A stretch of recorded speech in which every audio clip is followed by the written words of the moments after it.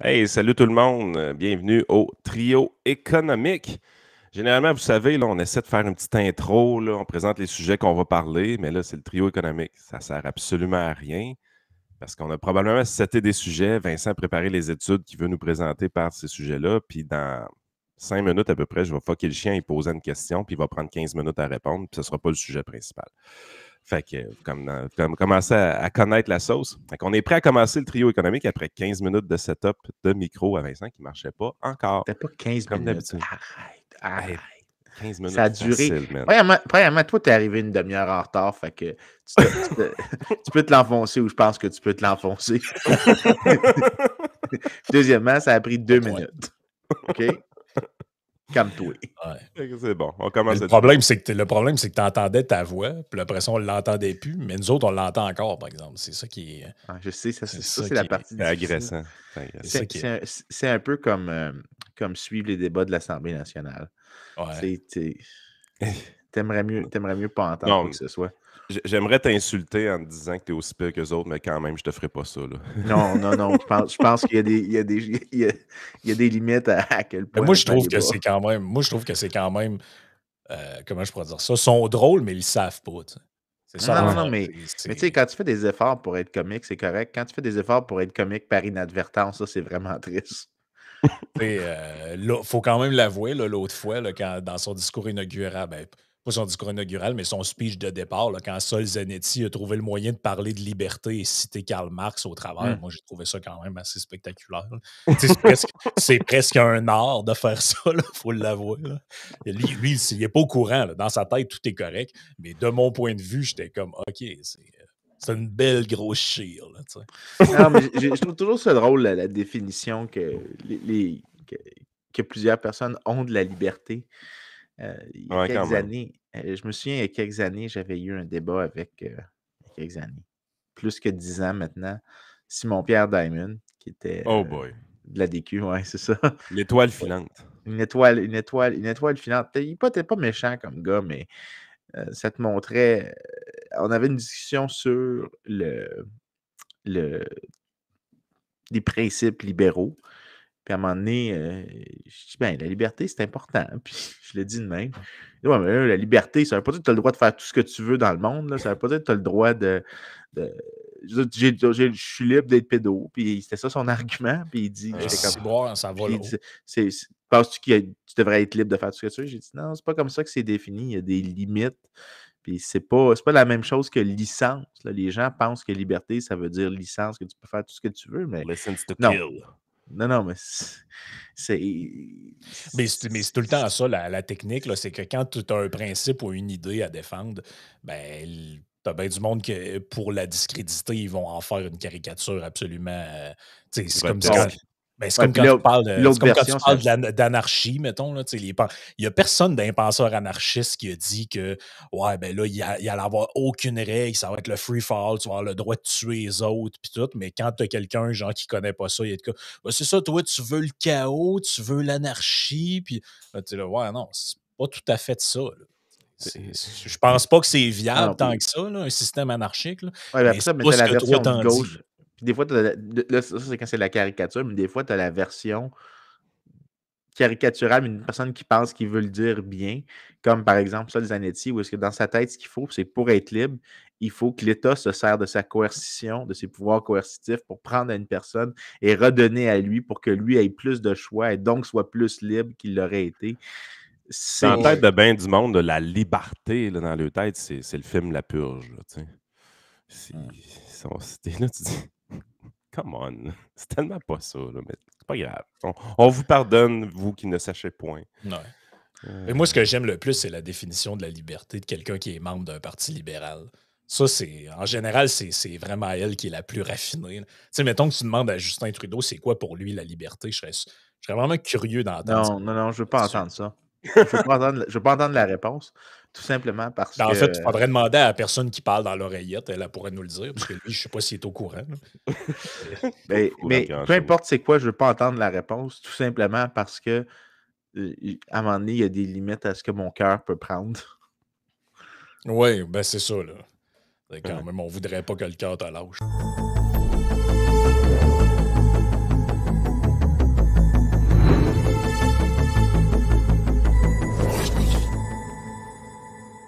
Bon, fait que de quoi qu'on parle, là?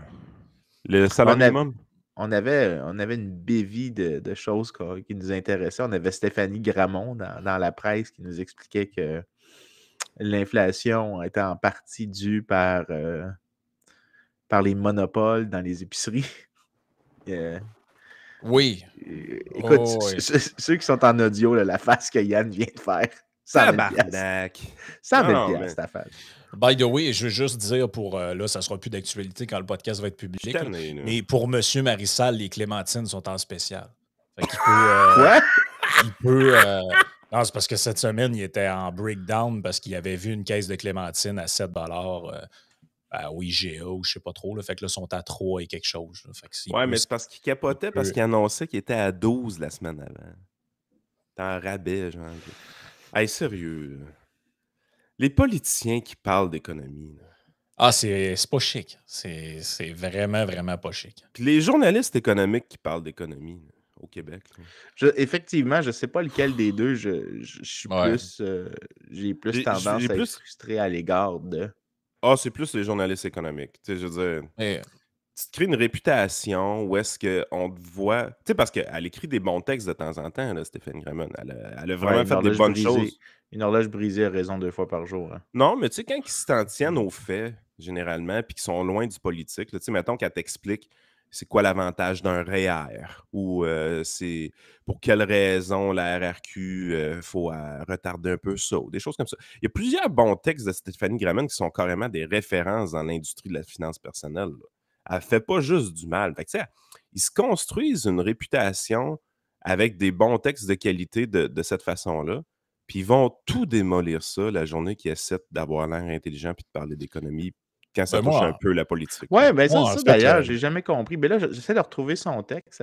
Mettons un peu sur la table ce que Gramont a dit. Là. Ce qu'elle a dit fondamentalement, c'est que dans le secteur de l'épicerie, il y a des oligopoles qui font collusion pour faire monter les prix.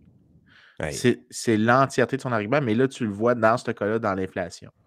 Le problème, c'est qu'en théorie économique, il n'y a pas de raison de lier l'inflation causée par les politiques monétaires à des monopoles. Il n'y a aucune raison de croire que des firmes compétitives ou des firmes monopolistiques répondent différemment à un changement dans la masse monétaire. Il y a aucune non, le raison monopole nous coûte tout le temps trop cher, mais genre Exactement. 100% du temps. Là. Puis non seulement ça, mais les autres types de chocs, parce que là, on va faire, je vais faire le péché mortel que je dis tout le temps, de confondre inflation avec changement de prix. Parce que j'arrête pas de dire que si, mettons, c'est juste le prix de l'essence qui change parce qu'il y a moins de pétrole sur Terre ou qu'il y a un choc ou il y a une guerre, c'est pas de l'inflation, c'est juste c'est un changement important du niveau des prix à cause d'un choc à l'offre ou un choc sur la on demande. Parle d'épicerie, fait que on parle d'augmentation des prix à l'épicerie. Exactement, mais l'affaire, c'est que si, mettons, il y a un oligopole, ça ne peut pas expliquer l'inflation.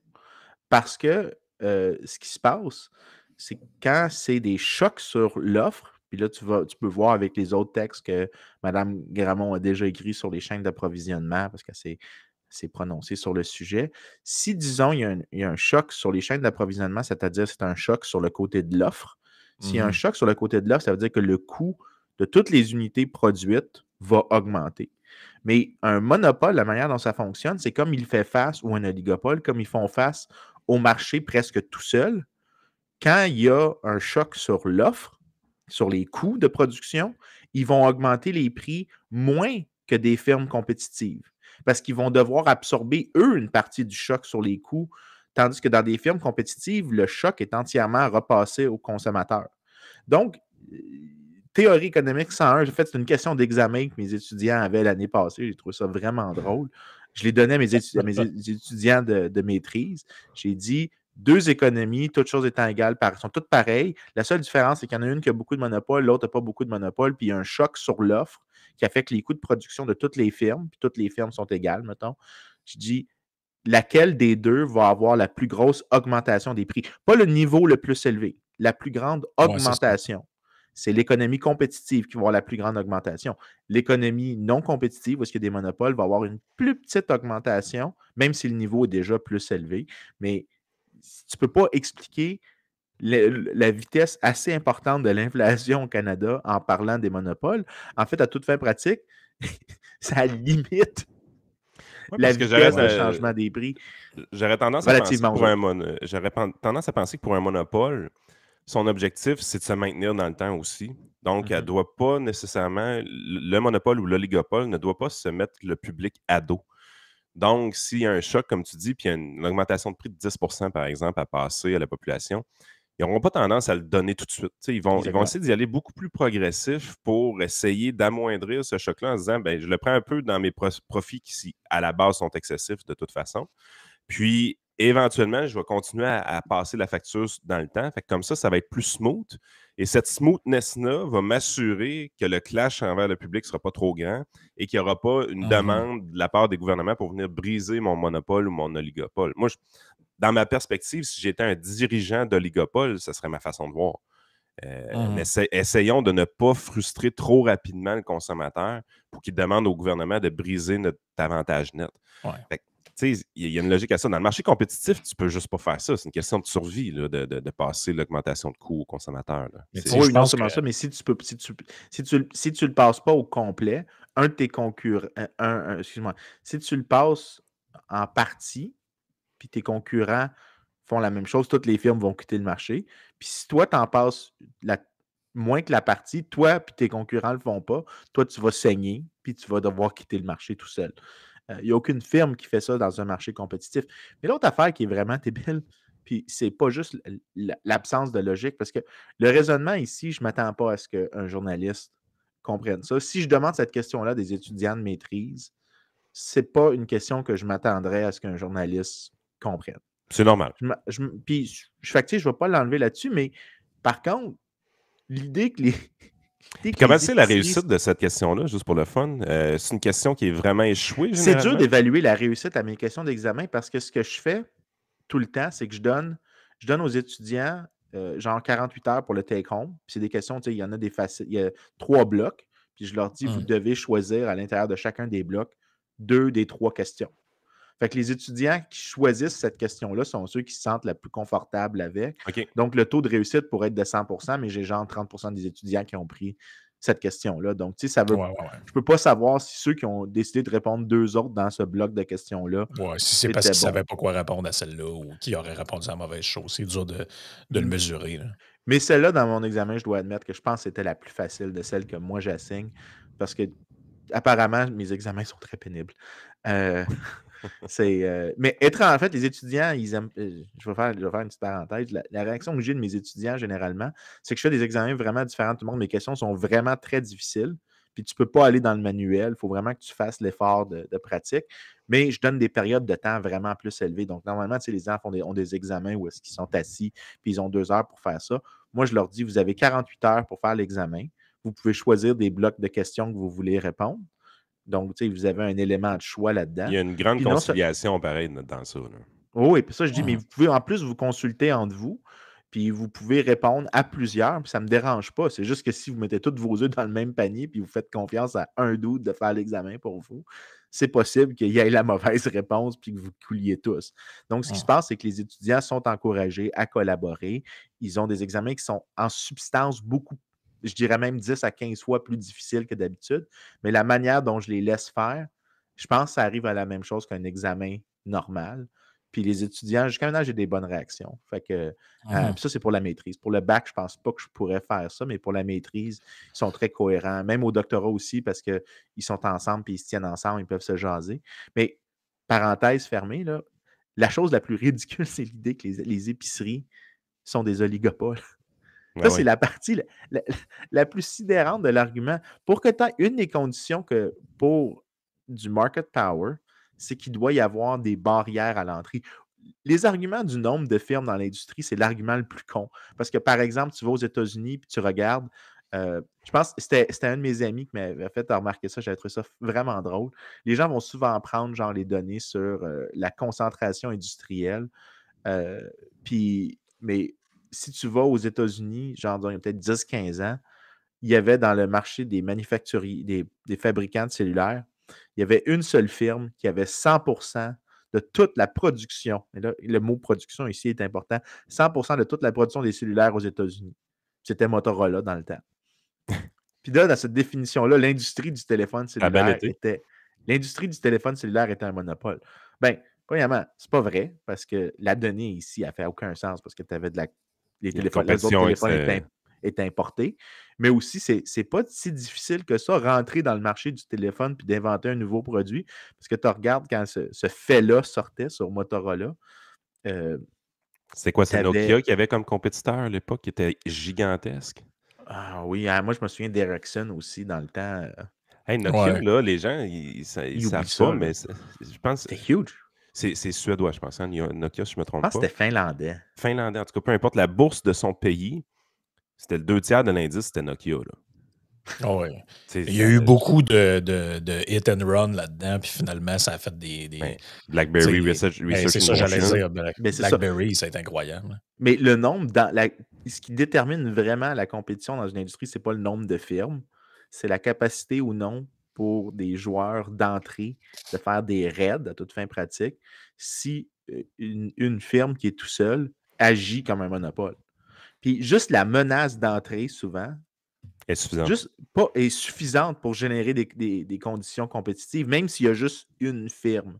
Puis je m'excuse, mais le monde des épiceries, c'est probablement le monde le plus facile dans lequel s'insérer, parce que tu as tellement de différents manufacturiers, de transformateurs alimentaires qui peuvent eux-mêmes entrer dans l'industrie en établissant leur propre chaîne de distribution. Meilleur exemple, il y a 10 ans, 15 ans, Walmart ne faisait pas d'épicerie. Walmart fait des épiceries. Avant, tu avais... Costco. mais des joueurs peuvent disparaître.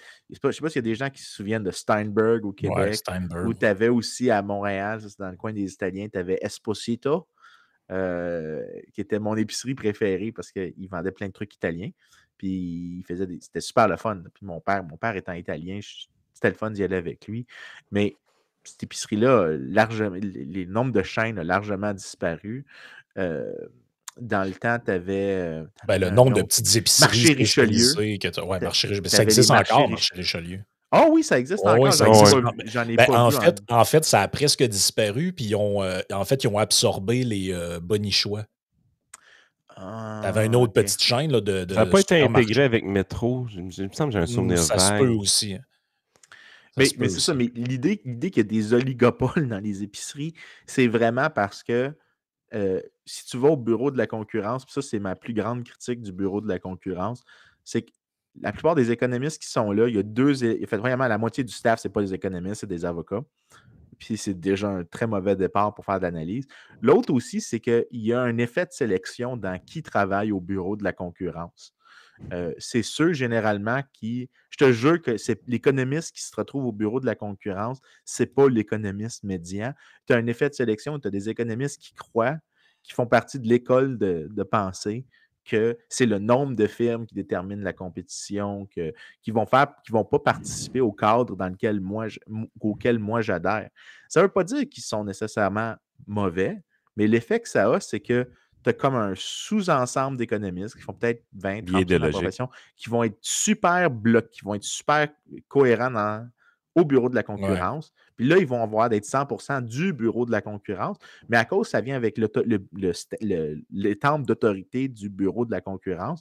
Des gens dans les médias vont penser que c'est le seul point de vue qu'il y a à l'égard de la concurrence, même si je te dirais que mon paradigme à moi, que le nombre de firmes, ce n'est pas important, c'est vraiment les barrières à l'entrée, c'est le paradigme dominant. Oui, puis tu le vois, ouvrir une épicerie, ça n'a pas été compliqué. Je vais te donner un exemple qu'on a vu. Adonis a ouvert en plein milieu de la pandémie. Exact. Dans la région de Québec, justement, avec Jeff Fillion, il annonçait, par exemple, le marché... Panier Extra. Panier Extra, c'est ça. Mais Panier Extra, c'est comme l'ancien... la fruiterie là, que tout le monde allait là, à Québec, comme Jardin Mobile. Jardin Mobile, ça a comme planté cette affaire-là, ça allait pas bien. Jardin Mobile ferme. Ça a pris genre 1 mois. Il y a un gars qui est arrivé, qui a ouvert ça. Puis, tu sais, il n'y avait pas grand stock dans les tablettes au début. Là. Tu voyais que ça commençait. Puis c'était une épicerie vraiment très, très, très bon marché. Il passe du stock qui écoule en liquidation, qui a pogné à d'autres places. Puis la rapidité, tu sais, c'est pas mon genre d'épicerie favori, mais Quelqu'un qui veut vraiment économiser de l'argent, il y a du stock là qui est sur le bord de passer de date qui fait vraiment la job. Là. C'est vraiment pas cher. Ben, en fait, il exploite une faille un peu dans notre système, c'est-à-dire que nos normes d'étiquetage font en sorte que les épiceries doivent se débarrasser de trucs qui sont encore très bons. Oui, Fait que, tu sais, il y a un les autre. yogourts et tous ces trucs-là. Moi, j'ai déjà mangé des yogourts, ça fait 6 mois qu'ils sont passés de date, sont encore bons. Fait que tous ces marchés-là des détaillants, là, je ne sais plus comment ils les appellent, là, mais des trucs comme le panier extra, ça s'est multiplié un peu dans plein de régions du Québec parce que eux, ce qu'ils font, c'est qu'ils ramassent des trucs théoriquement sur le bord où la date est passée, il est liquide, puis à prix bon marché. Mais si ces normes-là n'existaient pas, en réalité, le truc sera encore à l'épicerie. Là. Puis moi, ce que j'ai remarqué, en tout cas, parce que de par le fait que c'était juste en dessous de Radio Pirate, on allait à Radio Pirate Ouais. sur place à cette époque-là. Fait que j'ai pu vraiment voir l'évolution de la création d'une épicerie out of nowhere. Là. Tu sais, ça n'existait pas ailleurs, c'est pas une chaîne, c'est rien. C'est vraiment un gars qui a décollé ça, bing bang. Pas vu de barrière à l'entrée là. Tu sais, tu t'as vu, ça a vraiment commencé Ouais. minuscule avec des tablettes dégarnies. Puis ça l'a Mais attends, grossi attends, tranquillement. les là. dates de péremption, là, by the way, je ne sais pas pour le Canada, mais aux États-Unis, c'est pas c'est pas un requirement réglementaire. C'est vraiment les firmes qui ont fait ça d'eux-mêmes, largement pour donner de l'information aux consommateurs. Mais en J'aurais même un temps, doute qu'il n'y ait pas de gouvernement dans le Canada, par Ouais. contre. je sais pas pour le je sais Canada, pas mais ça, vraiment, moi, la première chose que je me suis dit quand tu as posé la question, j'ai vraiment écrit Expiration Date Regulation. Puis là, je suis tombé sur USDA. Except for infant formula, dates are not an indicator of the product safety and are not required by federal law. Donc, ça, c'est directement du USDA, donc United States Department of Agriculture, qui est probablement le ministère que je déteste le plus aux États-Unis. De tous les ministères, pour vrai, là, il est au top de ma liste de ceux que j'aimerais vraiment. C'est une dispensation de subventions, puis étrangement, il y a comme plein de programmes que USDA gère qui ne sont pas des programmes liés à l'agriculture, comme par exemple les food stamps. Mais. Mais pour tout ça pour dire que, honnêtement, dans le monde de l'épicerie, c'est ridicule. de dire j'adore que c'est ton un critère oligopole. que tu utilises de dire il faut que tu regardes les barrières à l'entrée pour voir si on est en situation d'oligopole ou pas.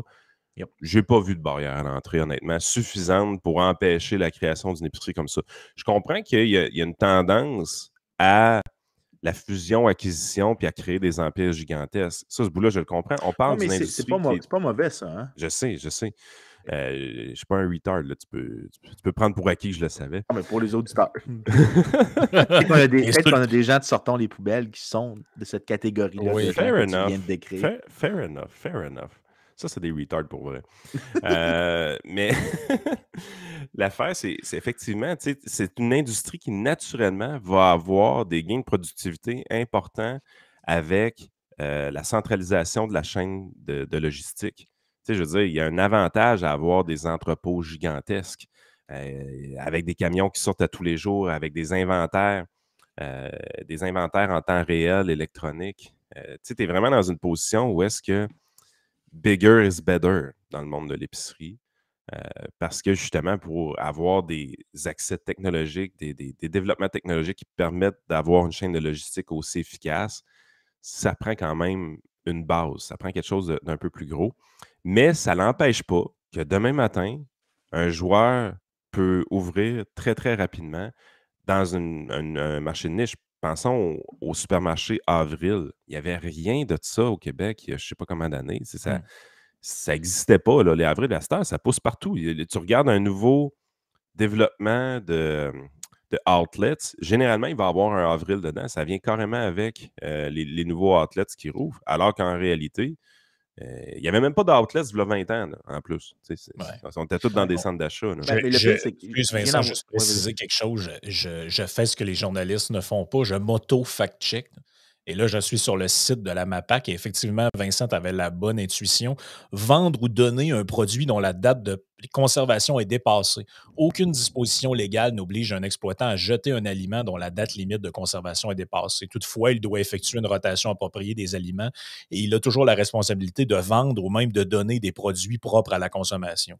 Si ces produits dont la date de conservation est dépassée sont vendus, il est suggéré de les placer dans un étalage distinct ou d'y apposer une étiquette. Un peu ce que tu vois dans les, je pense que c'est Hey, ça me Provio qui sur... fait ça, ça- qui met des stickers genre marqués Ouais. 30, moins 30% ou des trucs Hey, comme mais ça. tu me surprends vraiment Ouais, avec moi, ça. j'étais sûr, fait que je m'excuse si j'ai induit des gens en erreur, là, mais j'étais sûr qu'il y avait un règlement par rapport à ça. Donc, en fait, c'est le marché des épiceries qui s'est comme auto-réglementé avec cette Yep. norme-là. Là. Mais c'est parce que Hey, les mais consommateurs, puis ça, c'est la partie qui est avant que tu passes au lien que je t'ai envoyé. Là. Ouais. Les gens doivent comprendre que quand tu consommes à l'épicerie, les gens pensent que tu achètes juste de la bouffe. Bullshit, tu n'achètes pas juste de la bouffe. Tu achètes un paquet de services. Regarde maintenant tous les services qui viennent avec l'épicerie. Tu as des restaurants maintenant dans les épiceries. Aux États-Unis, Ouais. ici, dans les Whole La Foods, tu prêt à boulangerie, as la manger. poissonnerie. littéralement un restaurant, tu as des sandwichs, tu as des lunchs prêts. Tu as beaucoup plus de services que juste l'aliment que tu achètes pour transformation. Quand tu essaies de mesurer les prix en épicerie, ça, c'est vraiment. Puis, écoute, il y a plein de papiers techniques vraiment plates pour les gens, là, que moi, je suis obligé de lire parce que la construction d'indices de prix, c'est une chose que je fais, littéralement. Mais c'est plate parce que des fois, la question, c'est quoi que tu mesures exactement? Des fois, ce que tu mesures comme prix, c'est un flot de service. Disons, la personne qui a lavé l'aliment pour toi. Donc, par exemple, regarde juste la personne les homards en épicerie. Les homards, Es-tu t'en as déjà qui. cuit? Es-tu vivant? Es-tu cuit? Hey, la Es-tu pas viande cuit? hachée. Là. Mais s'il est juste dans un tank, est-ce que c'est la même chose que le homard dans une poissonnerie? Ou est-ce que tu as plein de détails qui sont Ben, vraiment importants? l'ananas. C'est quoi T'achètes du l'ananas oui, qui est déjà prêt ou qui est déjà coupé. exactement. C'est pas le même prix, là. Oui, puis il faut que tu saches exactement c'est quoi que tu mesures, mais ça peut être aussi juste comme l'exemple puis ça, c'est Bob Fogel, qui est un lauréat en économie. Il parlait souvent d'épinards. Ça a l'air plate, là. Mais lui, ce qu'il disait, c'était quand il était petit, il devait aller au marché, acheter plusieurs livres d'épinards. Il les ramenait, puis sa mère devait les laver, puis tout ça, puis tout ça. Puis il dit, quand tu tiens compte de l'inflation, le prix des épinards à l'époque est à peu près le même qu'aujourd'hui. Il dit, ben, ça veut-tu dire qu'il n'y a pas eu d'innovation avec les épinards? Il dit Ben oui, non. Si tu vas aujourd'hui à l'épicerie, tu ils as sont une lavés. boîte, ils sont lavés, ils sont dans une belle boîte de plastique, ils sont bien préservés. Tu n'as pas de triage à faire, tu n'as pas de trimage, tu n'as pas enlevé. Puis ça a l'air, c'était long. Là. Lui, il décrivait que pour nettoyer une livre d'épinards, sa mère devait passer genre 1 heure. Puis c'était long parce que tu sais, la terre s'insère très, très bien. Ah, je le Dans le crois. temps, tu n'avais pas d'eau. Fait que là, c'est quoi que tu mesures? Là? Tu mesures plus juste le prix de l'épinard, tu mesures le prix de l'épinard plus le flot de travail qui est associé à la transformation pour qu'il soit plus propre. Donc, techniquement, le prix réel a baissé. Puis là, quand tu regardes, disons, le prix en d'épinard en canne, disons 1910 Ouais, versus aujourd'hui, la baisse de prix, c'est genre 90%.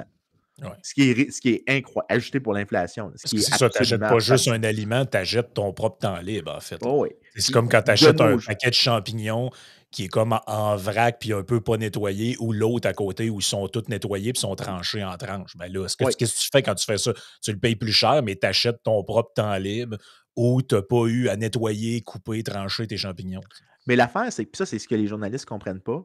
Puis c'est vraiment. Puis là, c'est pour ça que je les blâme pas là-dessus, là, sur celle-là.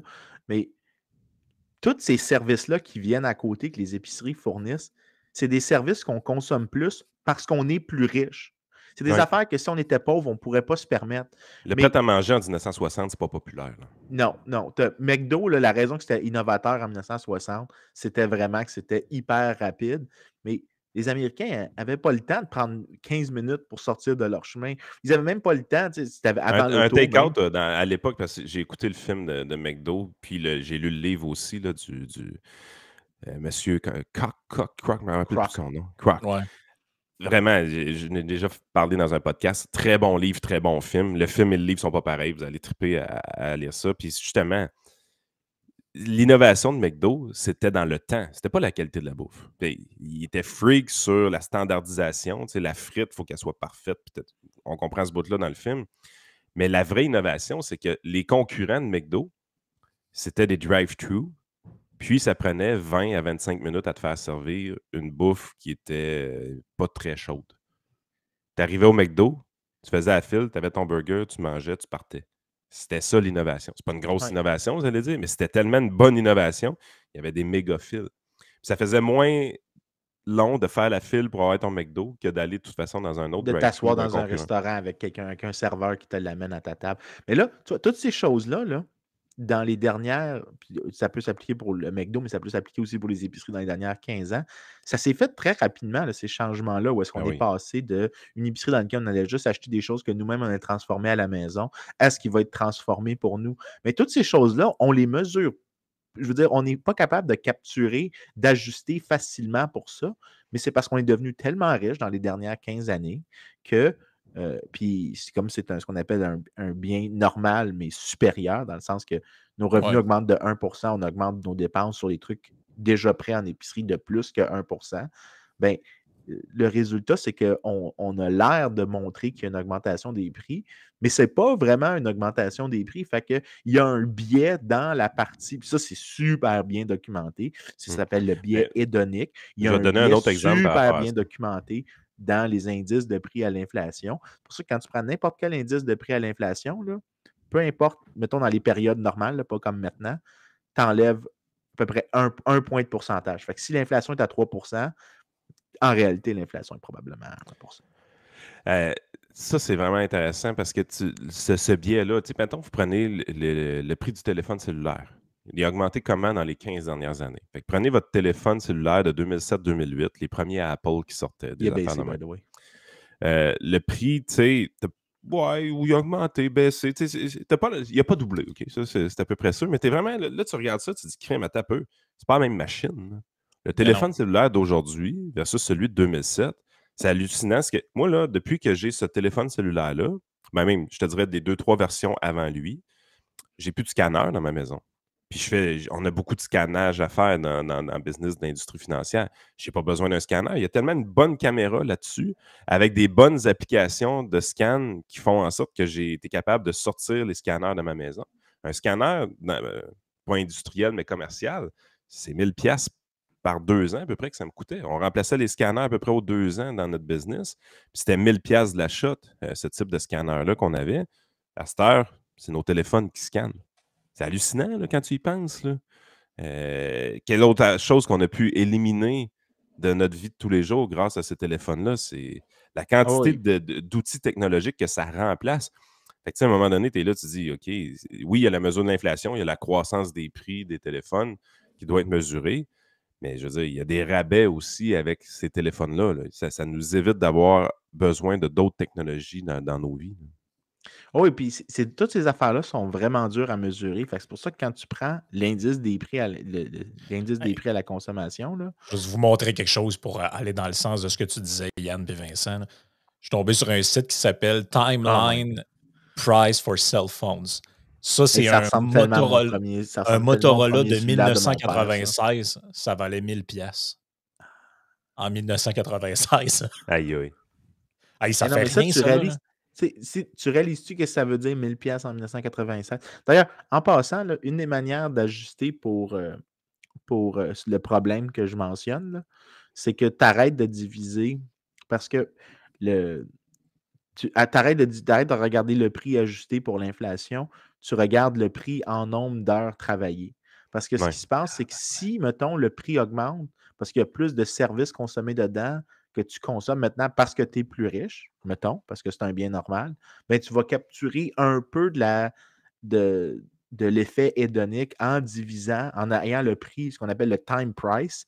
C'est comme une petite manière détournée d'éviter une partie du problème. Puis quand tu regardes les time price, ça n'a aucun bon sens comment Hey, ça, c'est il débile. y a Là. des baisses incroyables. Là. En 1973, Motorola dévoile le prototype du premier téléphone cellulaire au monde. Le téléphone, qui mesure plus d'1 pied de long, mesure 2 livres, coûte 3 995 $ en 1982. Tu te rappelles-tu le film? C'est quoi le Il y en film avait dans avec. des films, effectivement. Non, mais avec Michael Douglas puis Charlie Sheen avant qu'ils deviennent complètement débiles. Non, je me rappelle pas. C'était pas Wall Street. C'était pas. Voyons. C'était pas Wall Street. Ah, merde, j'ai un blanc de mémoire. Anyways, il y a une scène où est-ce que d'ailleurs, ce film-là, c'est le film que tout le monde pense que le méchant était méchant. Mais en réalité, c'est parce qu'il fait du insider trading, puis tout le monde est là. Ben finalement, au final, c'est un bon gars, le gars qui fait du insider trading. Puis le film était devenu. Wall Street. C'était Wall Street? Ok, c'est ça. le, 1987. c'est ça. Stone, qui voulait faire ça d'ailleurs, a donné un speech à Michael Douglas qui dit Capitalism, greed is good. Puis là, il en parle tellement bien que ça a comme backfire, parce que lui, il voulait que ça soit vu comme que lui, c'était le vilain, mais en réalité, à la fin, tu étais un peu obligé d'aimer le méchant dans l'histoire.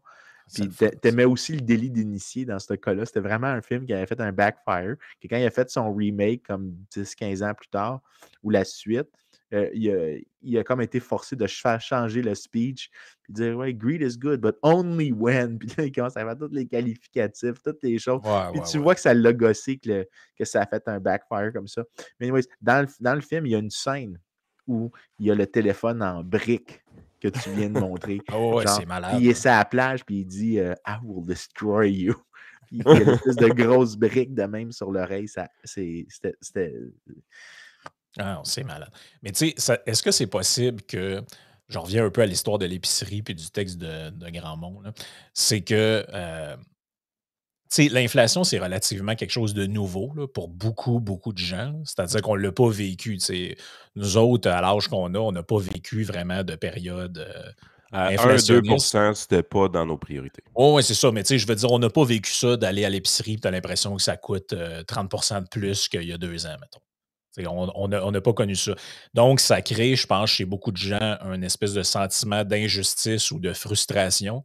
Et les épiciers ou les commerces de détail sont des boucs émissaires parfaits pour quelqu'un qui veut mettre le doigt sur quelque chose. C'est pour ça que des politiciens comme Jack Metzing, comme Gabriel Mao-Dubois, comme d'autres, vont pointer du doigt ces gens-là parce que c'est des cibles faciles, parce que ça touche tout le monde. Parce que si tu commences à parler du prix des maisons ou d'un autre indicateur, ça touche pas tant que ça tout le monde. Alors que l'épicerie, tout le monde mange, tout le monde va à l'épicerie. Puis. En fait, c'est là que tu vois vraiment. C'est le bout du journaliste qu'on n'aime pas. Tu sais, je veux dire, qu'un politicien fasse ça, honnêtement, on peut pas être surpris. Par contre, des journalistes qui se sont bâtis une crédibilité en économie qui fassent ça, puis tu sais, encore là, c'est ça qu'il faudrait remettre en question, comment ça qu'ils se sont bâtis une crédibilité en économie. Là. Ça vient hautement déplaisant parce qu'à mon avis, surtout en économie, il y a un aspect pédagogique à ce qui doit être fait en journalisme parce que c'est des concepts qui sont difficiles, parce que c'est des concepts qui ne sont pas maîtrisés par l'ensemble de la population. Je pense qu'il y a un degré de prudence à avoir quand tu t'en vas sur ce terrain-là. Tu sais, c'est pas de la politique spectacle. C'est pas l'analyse du dernier Occupation Double. Tu sais, il y a certaines bases. Parce que ça s'est fait un peu l'explication futile qui a été donnée à monsieur, madame, tout le monde là, par les médias, les politiciens. Ça a été dans un premier temps la cause externe. Chaîne d'approvisionnement, guerre en Ukraine, etc. Donc là, en faisant ça, tu apaises un peu le genre de sentiment de frustration parce que là, tu t'expliques aux gens qu'en gros, on ne contrôle pas ça, c'est pas de notre faute, puis c'est une cause externe. Mais là, quand ça suffit plus, qu'est-ce que tu fais? Tu trouves un bouc émissaire. Puis là, en l'occurrence, c'est les épiciers. Pourquoi les épiciers? Pourquoi pas les sports experts? Pourquoi pas autre chose? Parce que Trudeau les a amenés en commission parlementaire, Frank. Les journalistes vont juste suivre la track. Les journalistes manquent de vaillance. C'est parce que c'est plus facile de taper sur les épiciers. Parce que, par exemple, si tu décidais de taper sur les propriétaires terriens qui refusent des réformes au système de zonage qui pourrait augmenter l'offre, tu vas énerver tous les propriétaires qui détiennent des maisons à Toronto, qui, eux, sont très contents qu'il y ait des restrictions sur l'offre parce que leur maison vaut 1 million, même si c'est des taudis, puis que normalement, tu devrais demander à être payé pour vivre dans un torchon comme Toronto. Je m'excuse, mais Toronto est une ville qui devrait disparaître, selon moi. Je déteste Toronto. J'ai vécu 2 ans à Toronto là, dans ma vie. Là. Non, 1 an. Never again. Je m'excuse, là, mais j'ai un mépris complet pour cette ville-là. Pas juste parce que je suis Montréalais. Là. Je veux dire, je préférerais vivre à Québec. Tu partais quand même, la barre est basse, tu partais de Montréal. Ah, je sais. Écoute, ça pourrait être plus bas. Hein? Je pourrais aller à Québec. Ouais, c'est ça. mais anyways, tu peux pas te taper sur les autres groupes parce que là, tu t'aliènes les propriétaires, les gens qui ont des maisons. Puis ces jeux-là sont un bloc d'électeurs beaucoup plus important que quoi? Il y a combien de propriétaires d'épiciers au Canada? Disons 5-6 000. Mettons là, pour être généreux, là, tu mets tous les employés d'épicerie, tous les gérants, tous les franchisés, 25 000 personnes. Puis Hey, ça colle Canada. vraiment à ce Puis, discours-là dans la population. Là. Ouais, ça colle. J'ai encore parlé à des gens il n'y a pas longtemps dans le détour d'une conversation. Puis là, tu arrives chez eux, mettons, ils sont en train de vider leur petit sac d'épicerie. Puis là, ils prennent la boîte de côte levée. Puis ils te disent ça abuse, hein. Je te dis que ça abuse vraiment. Puis ça n'a pas de bon sens que je paye ce prix-là. Puis. Ah non, quand tu regardes les marges de profit dans les épiceries, les gens ne réalisent pas. Je pense qu'on a déjà parlé dans le passé, mais ben, c'est le signe, d'ailleurs, c'est le signe d'une industrie compétitive. La marge de profit est 3%. Je veux oui. dire, ça veut Tu dire sais, sur ton steak haché là, de 10 piastres, tu as 30 à 40 cents de profit là-dessus. Là. Fait que le fait qu'il soit passé de 7 piastres à 10 piastres, c'est pas le profit. Là. Ça peut pas être le profit. Il y a 30 cents de profit. Ça peut pas être ça. En fait, la seule manière que le profit pourrait augmenter, c'est si le gouvernement disait ben maintenant, on va imposer une barrière à l'entrée. Puis là, l'épicier est là, ben, je peux augmenter les prix, puis il n'y a personne qui.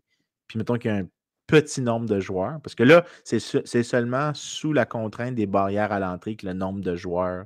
Ben alors, en passant, c'est pas juste les barrières à l'entrée, c'est les barrières à la sortie aussi. C'est-à-dire que si une fois que tu es rentré dans l'industrie, tu ne peux plus quitter facilement. C'est comme si c'était une barrière à l'entrée. Tu sais, puis la façon de s'ajuster pour les consommateurs est assez évidente dans le monde de l'épicerie, puis il y a une fluidité qui est vraiment impressionnante. Une chaîne, par exemple, si tu prends Provigo, tu vas avoir l'entrée de gamme avec Maxi, qui vraiment, c'est là que tu vas avoir les meilleurs prix. L'équivalent chez Metro, ça va être Super C. Après ça, tu vas avoir le milieu de gamme, tu vas avoir le haut de gamme. Tu sais, tu vas avoir le IGA, le IGA Extra. C'est un peu de même que ça fonctionne. Ils ont tous un peu le même setup.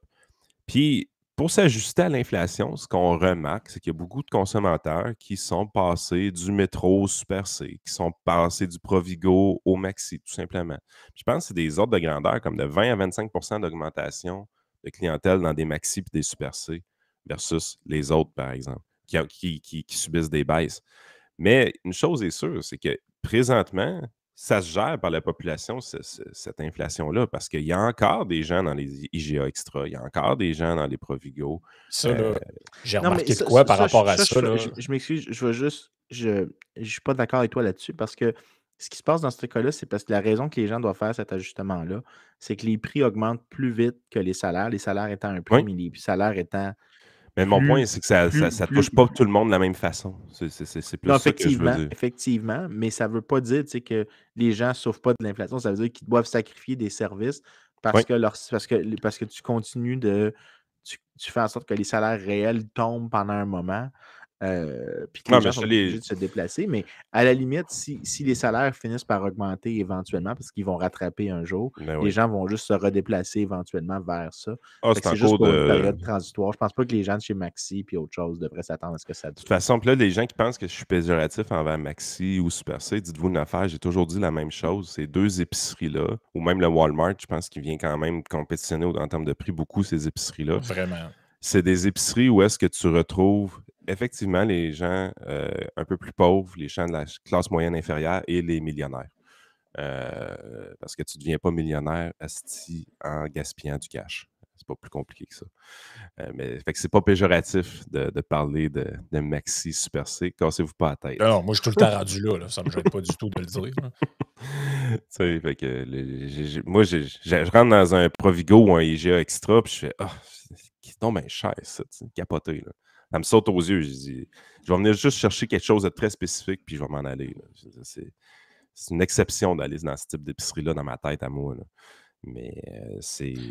Mais je pense que tu as raison pour le déplacement, en tout cas temporaire, des gens vers des chaînes qui fournissent qui sont peut-être plus abordables parce que bon, il y a moins de services. Parce que c'est souvent ça. Hein, c'est quoi la différence entre un Maxi et un IGA? Mettons, c'est que tu arrives au IGA, souvent il y a une poissonnerie, il y a une boucherie, il y a une boulangerie, il y a des mets préparés. Quand tu arrives au Maxi Super C, là, il n'y a souvent aucun mets préparé ou presque. Il n'y a pas de boulangerie à part des pains et baguettes cuits sur place. Ou ce genre t'emballes toi-même.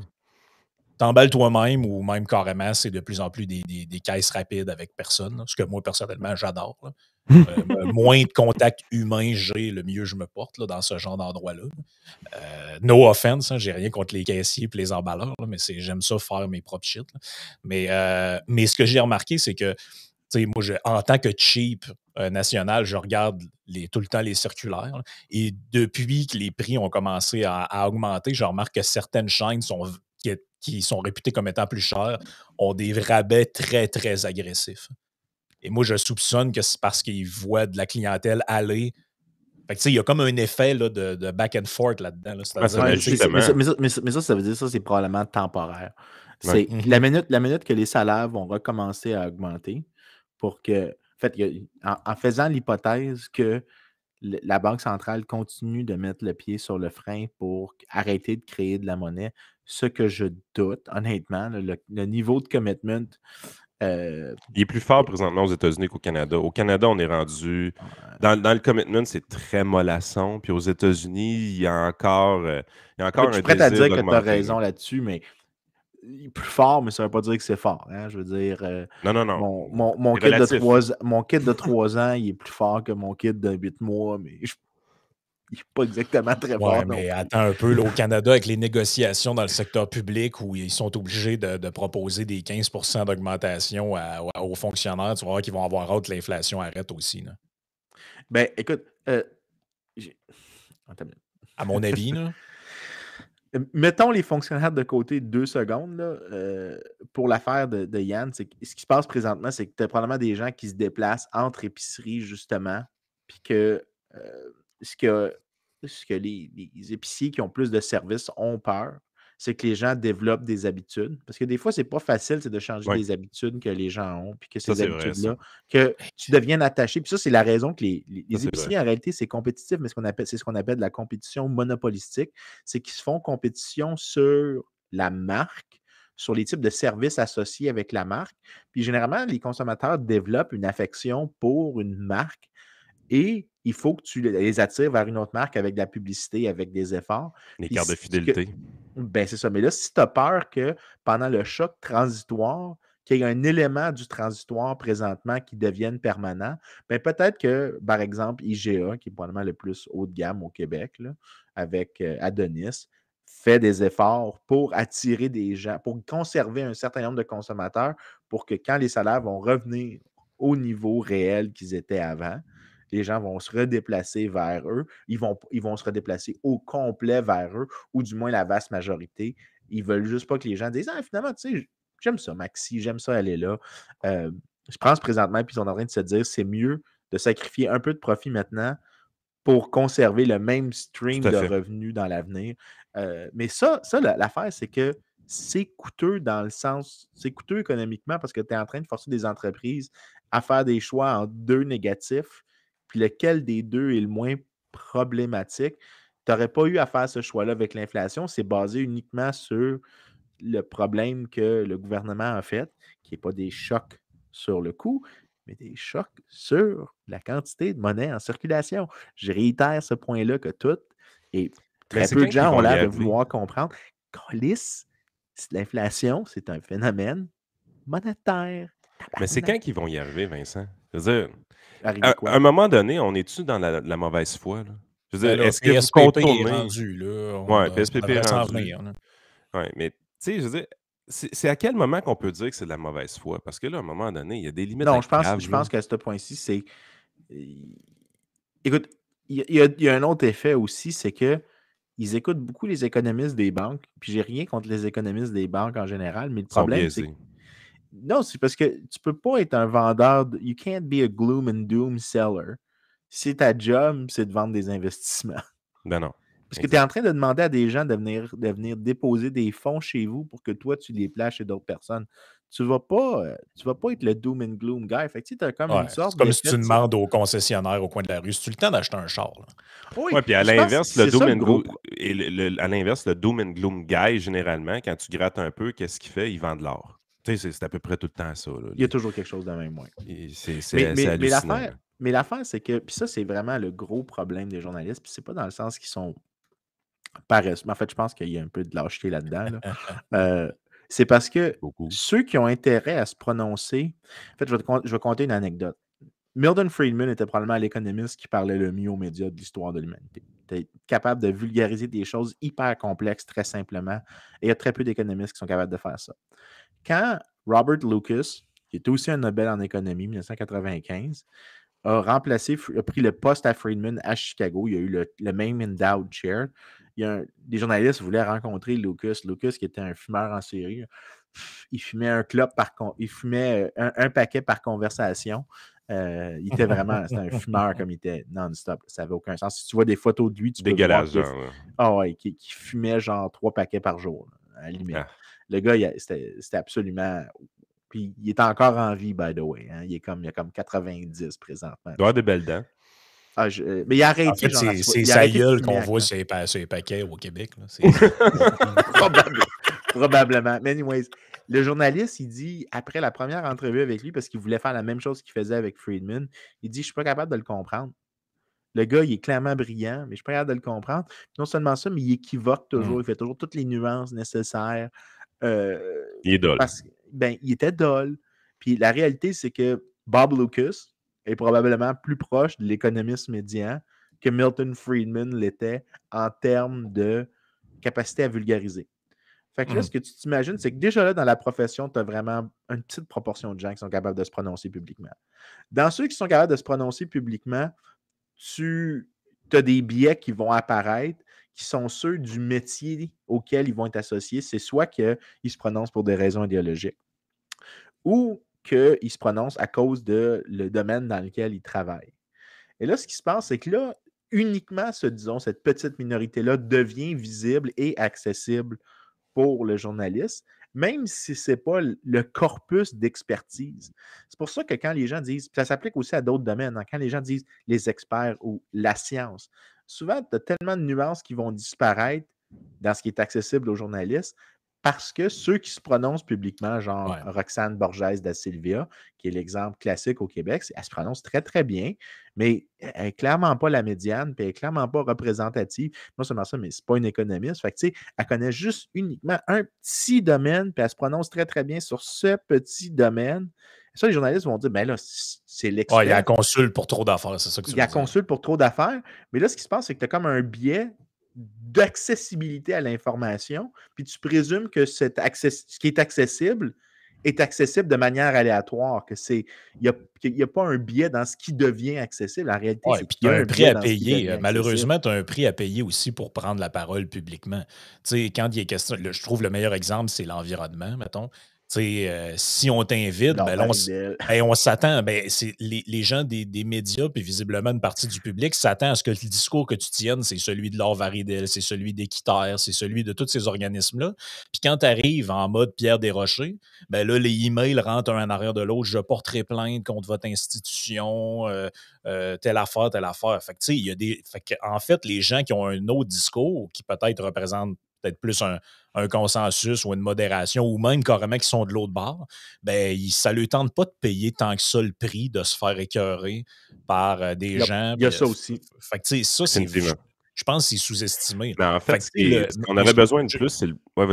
Juste conclure là-dessus, pour revenir à l'affaire de l'inflation, c'est que moi, je pense que le prix qui était à payer pour que quelqu'un aille dans les médias et dise la bonne affaire, c'était de se taper le « Ah bon, c'est bien, lui, il doit être un pro Pierre Poilievre, un conservateur. » Puis là, finalement, tu te ramasses avec une réputation, entre guillemets, de marde sur le dos, même si je pense pas qu'être associé à ça, c'est mauvais, là, mais je pense que c'est vraiment ça l'enjeu.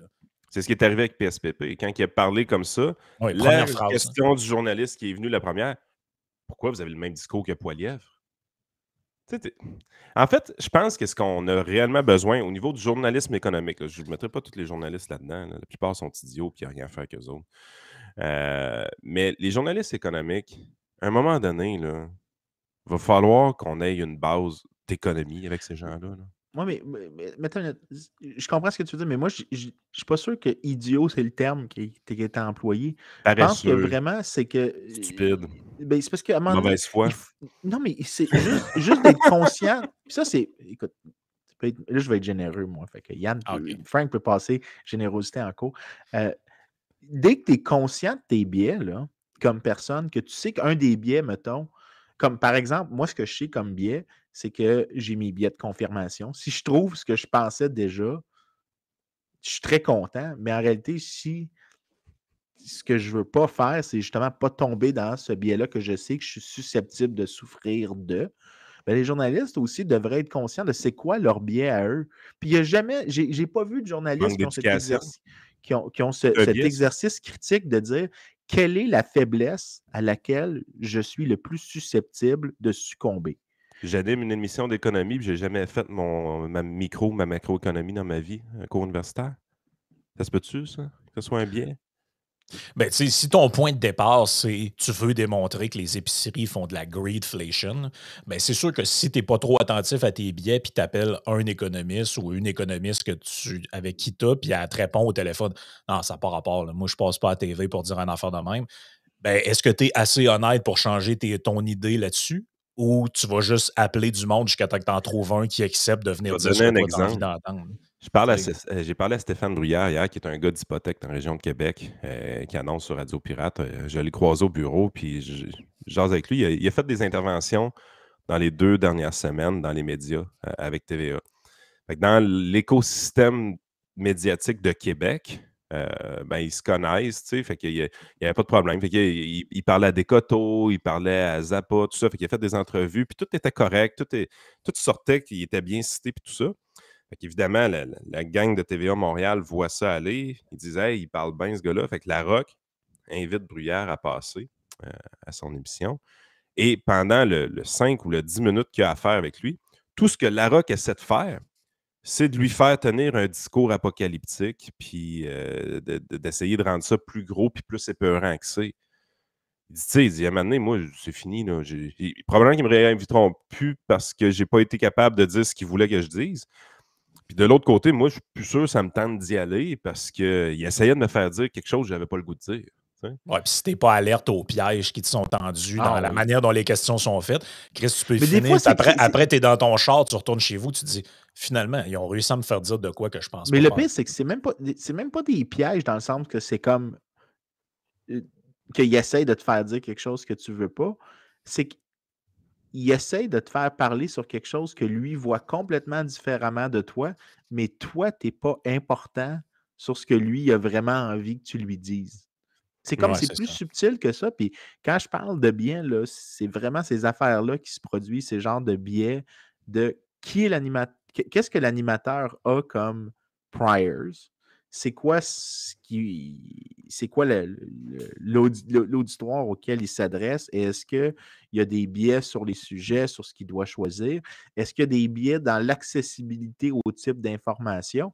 Puis la réalité, c'est que des shows comme le nôtre, là, où il y a beaucoup d'équivoques, là, parce que ça arrive des fois, tu sais, que je vais dire quelque chose comme je ne sais pas. Tu ne peux jamais dire ça comme expert en public. Je ne sais pas la réponse. Ouais, mais tu n'as Puis, jamais 1 heure non plus pour jaser d'un sujet. Là. C'est ça, là. ben, c'est ça. Fait que, tu sais, les biais, ça peut venir aussi du type de médium que tu utilises.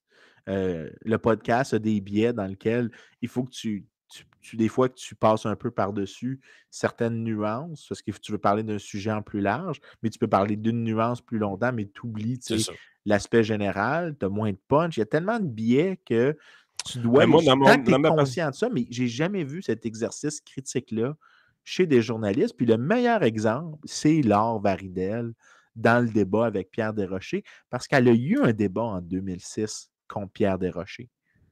Et non seulement ça, elle avait été rincée par les mêmes arguments.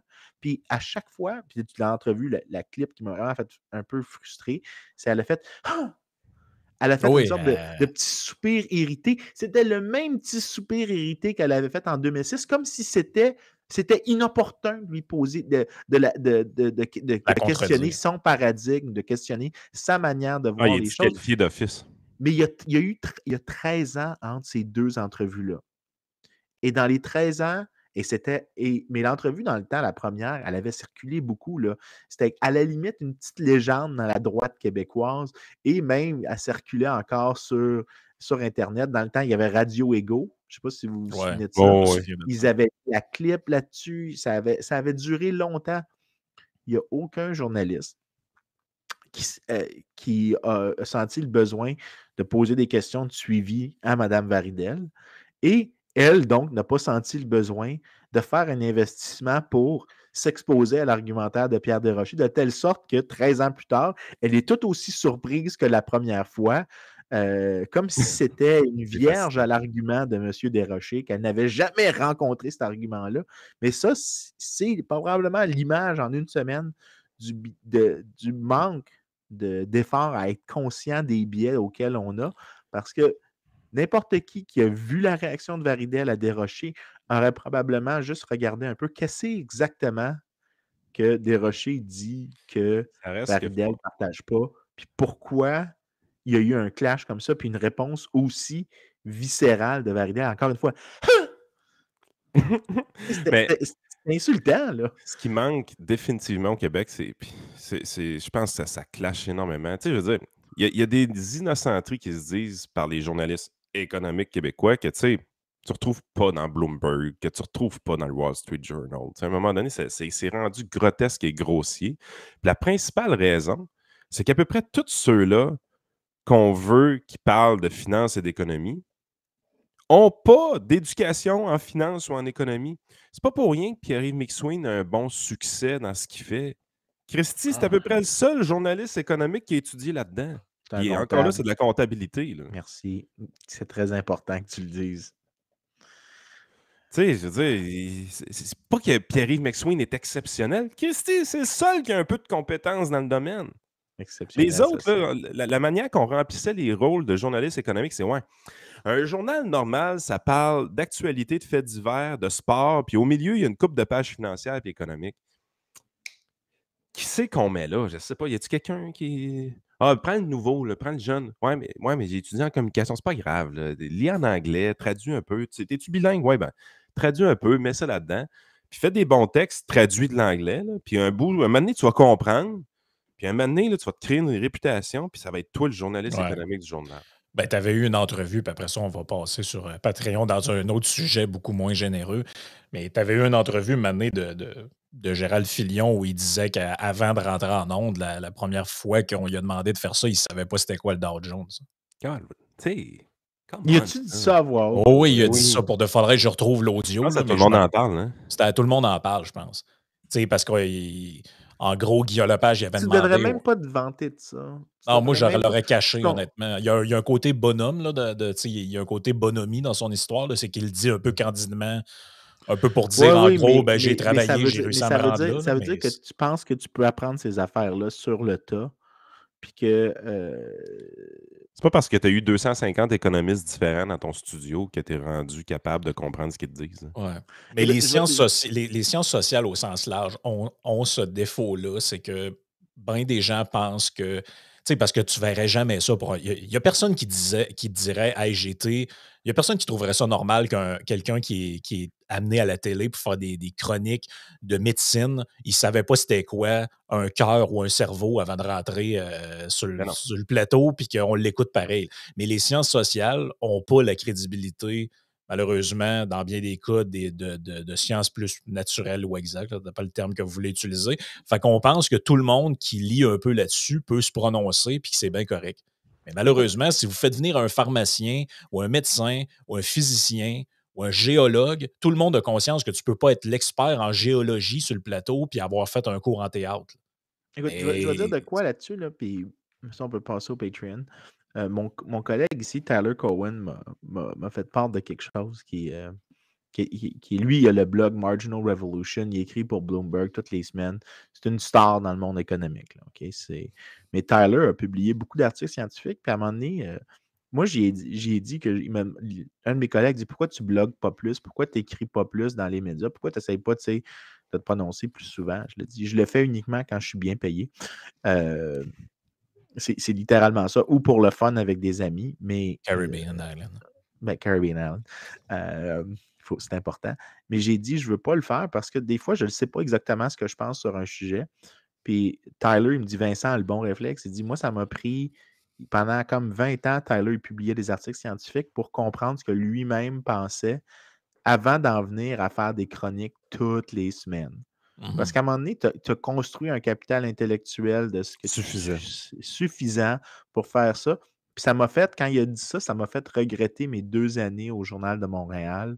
Parce que c'est à ce moment-là que j'ai réalisé que j'ai perdu étrangement, j'ai appris par erreur, mais que j'imagine toutes les choses, si j'avais, au lieu d'écrire des chroniques, des blogs, des choses comme ça, j'avais pris le temps plus d'écrire des articles scientifiques, j'aurais probablement plus découvert de choses que ce que j'ai découvert en écrivant ces affaires-là. Ouais, ça reste que Puis, votre profession, Vincent, vous avez un foutu problème, c'est que vous ne rendez pas votre message au public, au grand public. Ça, je m'excuse, mais je c'est comprends, problématique. Là. mais mettons que ça n'aurait pas dû être un gars de 25 ans qui le fait, ça aurait dû être Fair un gars enough. de 40. Fair Moi, je enough. pense pas que T'étais j'étais la bonne crissement plus personne. qualifié que n'importe qui d'autre qui a passé au Québec calice pour parler d'économie. Là. Je m'excuse. Là.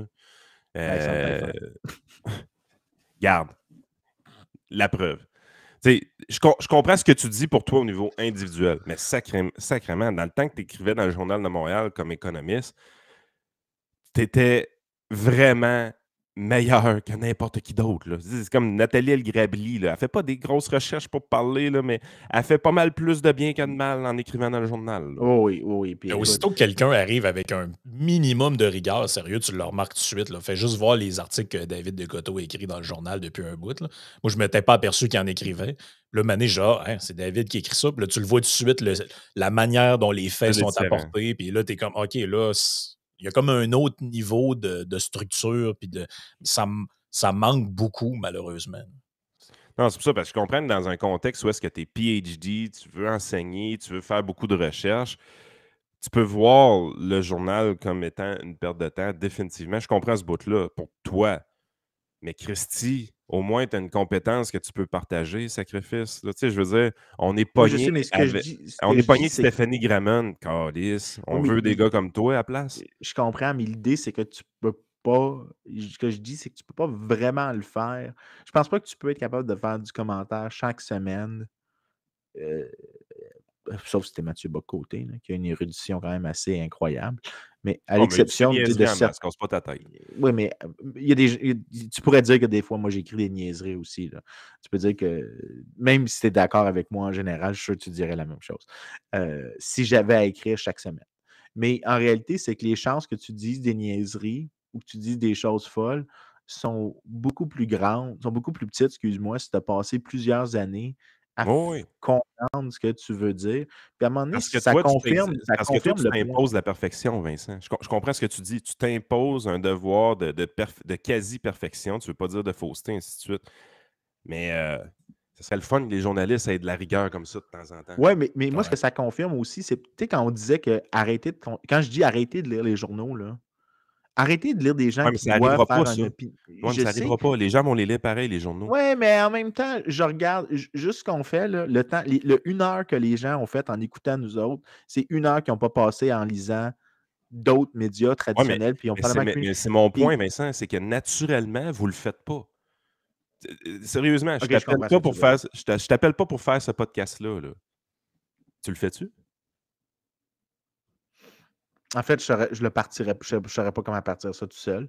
C'est vrai Exactement. que. C'est le grand Effectivement. défaut des académiciens, c'est exactement ça. Vous avez une grande difficulté à transmettre votre savoir qui est très précieux à la population Ouais, générale. ou quand ils partent un projet comme ça, parce que je l'ai vu dans d'autres domaines, ils partent un Ils savent podcast pas ou une comment le faire. émission, puis c'est destiné à eux-mêmes et leur père. Exact. Exact. Fait que Oui, ça, puis non c'est seulement ça, mais vraiment ils ne quelque savent pas chose qui non est à plus comment améliorer. Là. répondre. Là. Je te Parce que garantis que si tu n'étais pas là, Yann, puis Frank, là, je m'excuse, mais je veux dire, le nombre de fois là, que j'aurais parti sur des diatribes ben trop complexes, le fait est que 90% du temps, vous me gardez, tu oh, oui, sais, puis tu fais compréhensible. une bonne job, c'est parfait.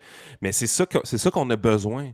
Parce que pour contrer la stupidité auquel le peuple est confronté, là, surtout au Québec, tu sais, parce que aux États-Unis, il n'y a pas ce problème-là. Le Wall Street Journal, il est là. Je veux dire, si tout le monde au Québec lisait le Wall Street Journal, là, il y aurait bien des affaires qui iraient mieux. Mais ils ne peuvent pas le lire. Christy, c'est en anglais. Fait qu'on est pogné avec ça. Fait que là, il faut qu'il y en ait des gens qui essayent de traduire le Wall Street Journal. Parce que pensez pas que c'est pas ça qui arrive. Moi, il m'avait demandé, le Journal de Montréal, d'écrire des textes pour eux autres quand j'avais publié dans D'État millionnaire. J'en ai écrit 2. Le gars qui s'occupait de ça, il dit « Ouais, j'aime pas bien ça. J'aimerais plus que tu ailles dans cette direction-là. » J'ai réécrit les textes. Ouais, j'avais plus pensé à quelque chose qui ressemble à ça. Puis là, il m'envoie le texte en anglais, puis il voulait que je le traduise. Là, j'ai dit, garde, buddy, là. Ouais, Tu paye-toi ne un me paieras traducteur. pas assez cher, esti, pour me dire quoi écrire dans mes textes, tabarnak. Fait que tu prends ce que je t'envoie ou il n'y a plus de texte? Ben, il n'y a plus de texte. Ouais, Ouais. si je veux un bas, je vais m'en acheter Mm. un, esti, là. Mais ouais, j'ai de quoi à dire par rapport à ça. Je pense qu'on va le faire sur Patreon. Ça va être. Parce que ça risque d'être moins généreux. Fait que joignez-vous à nous, tout le Abonnez-vous, puis monde. Ouais, joignez-nous sur Patreon. exact.